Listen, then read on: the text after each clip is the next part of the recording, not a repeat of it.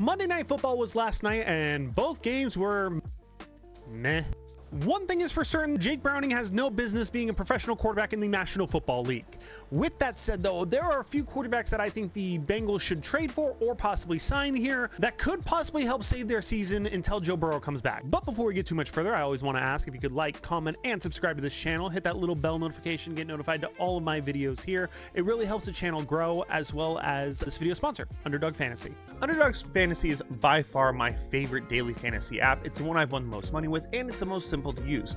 All you have to do is pick the higher or lower based on what you think players are going to do, and you can build a ticket with it. You build multiple players. You pick 3, 4, 5, 6 players, up to 8 players in one ticket, and see how you do. It makes Sundays more fun. It's something that's really fun, and something that on Saturdays I build lineups with people who want to watch, and we try to win together. So make sure you use my code TJS for new customers. Once again, that code is TJS. It's for new customers, and it would really help the channel out. And always play responsibly. Make sure you can only play with what you can afford to lose, and hopefully win some. But I want to thank Underdog for the partnership, and let's get back into the video. Like I said, there are a few quarterbacks that stand out that could actually help the Bengals season, because Jake Browning cannot get it done, especially with receivers like T. Higgins and Jamar Chase that are basically, you just got to lob the ball up to them and they're going to come down with it, and they can't even do that.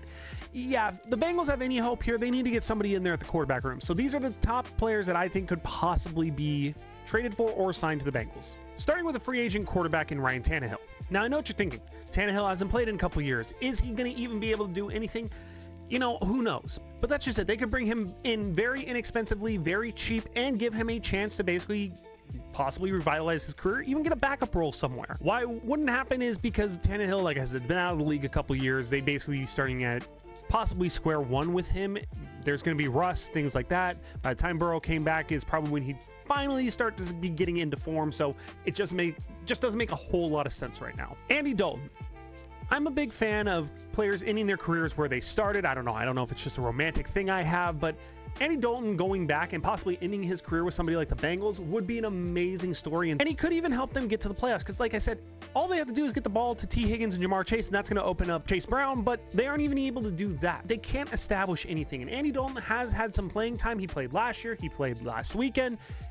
He's still kind of up to speed, so I think he could kind of plug and play into that system and probably be pretty decent. Why it might not happen, though, is Bryce Young is struggling again. Last year, after they benched him for Andy Dalton and he came back, he looked like a completely different player. He looked like he basically fixed every issue he had. This year, it's back to the old Andy Dalton would be the solution. But the problem is they're not really competing for anything at this point. They're kind of trudging along, so they could just leave Bryce Young in there to see how he does throughout the season. So again, Andy Dalton seems like a very realistic target that could be able to help the Cincinnati Bengals almost immediately. Jimmy Garoppolo. Jimmy G is that interesting player where he has had talent, but he's never really been able to get it to the point where everything clicks. Like, yeah, he went to the Super Bowl with the Niners, but they didn't win. He never was able to get over that hump. Like I said, he's had the talent, but he's had good teams around him. That's why I think it kind of makes sense for him going into Cincinnati, because it's a good team around him. Like, they have good options for him to throw the ball. Their defense is, to quote Cam Ward, but their offense, it has the tools to be a very good offense. With just mediocre quarterback play, it would be a very good offense, and they would probably win more games, because they were 2-0 when Joe Burrow was starting. Once he got hurt, that's where all their trouble started. So again, they just need mediocre quarterback play, and I think they could get that from Jimmy G, hands down. Yeah, in Vegas, he had trouble getting the ball to Devontae Adams. Jamar Chase is a different animal. So if they get somebody like Jimmy G who can actually feed somebody like Jamar, then there'd be no problem, and I think they could actually make the playoffs. Why it might not happen is because this is another Super Bowl window for the Rams right now. They look very good this year. Both receivers, again, I was down on them only because of Stafford's back injury. That's the whole reason I was down on them.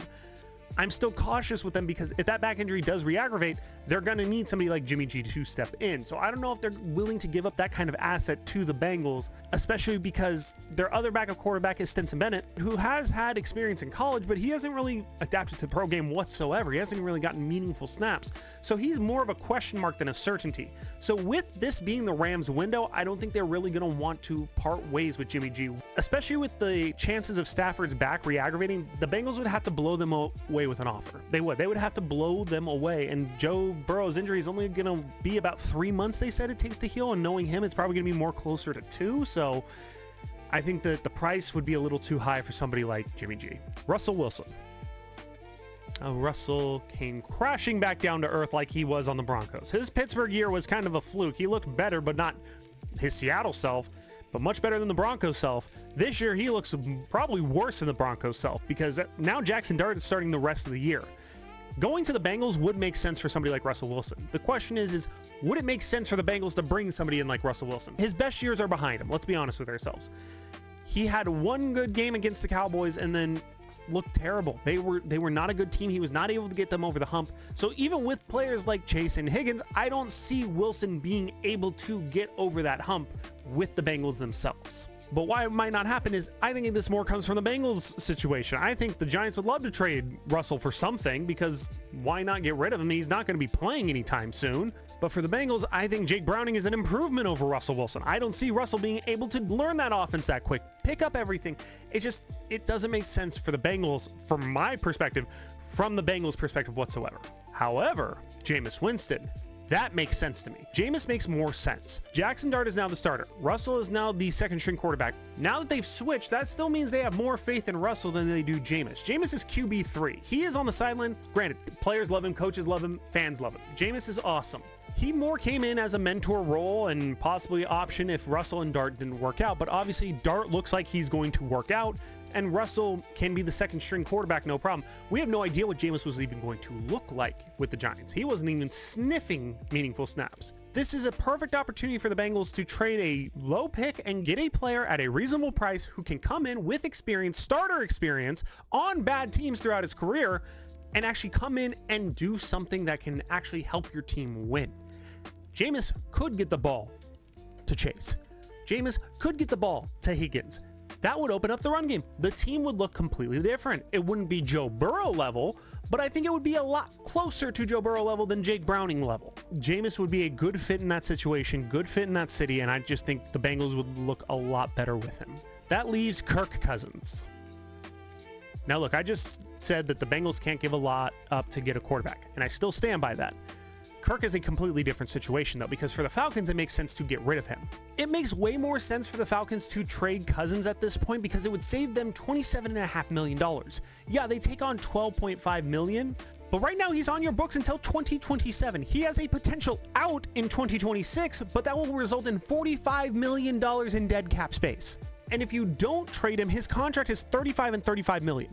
So that's going to be the problem, though, is because offloading that big of a contract is going to deter the trade. It's going to get a lot less of a return. So why would this even happen? Kirk can demand the trade at this point. I mean, everybody else is just opting out of not doing their jobs, demanding trades.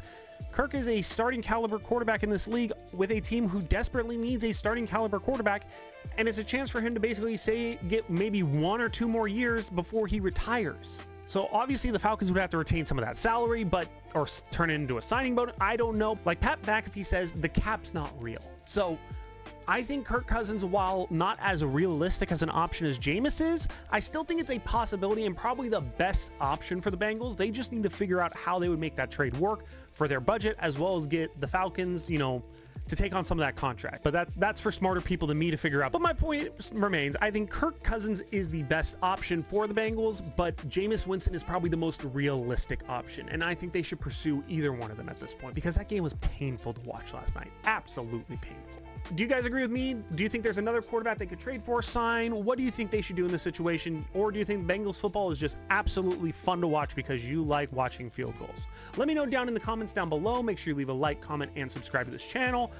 Big thank you to Underdog Fantasy. Make sure you use that code TJS when you sign up for the first time to get that bonus. And until the next one, have a good one.